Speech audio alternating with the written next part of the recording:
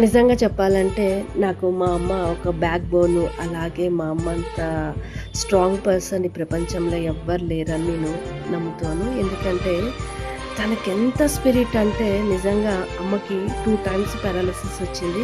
అయినా అంతే స్ట్రాంగు. తనే స్టెప్స్ ఎక్కుతుంది, తనే దిగుతుంది. ప్రతి ఒక్క పని తన పనులన్నీ తనే చేసుకోగలుగుతుంది. ఫుడ్ ఒక్కటే వండుకోలేదు. ప్రతి ఒక్క పని ఆమె చేసుకోగలుగుతుంది. ఈరోజంటూ I'm very happy to share this video.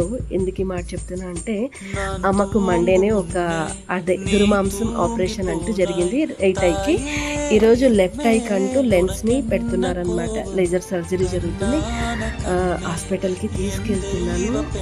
నిజంగా ఫస్ట్ టైం నేను మా ఆయన లేకున్నట్ల మా అమ్మని సర్జరీకి తీసుకెళ్ళడం, మండే తర్వాత మరి ట్యూస్డే కూడా హాస్పిటల్కి తీసుకెళ్ళడం.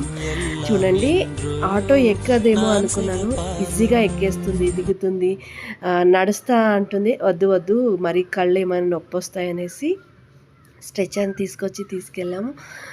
కన్ను చెకప్ అంతా అయిపోయింది. అయిపోగానే ఫిట్నెస్ సెకండ్ ఐకి ఆపరేషన్ చేయొచ్చా చేయకూడదా అని ఫిట్నెస్ సర్టిఫికేట్ తీసుకొచ్చానమాట.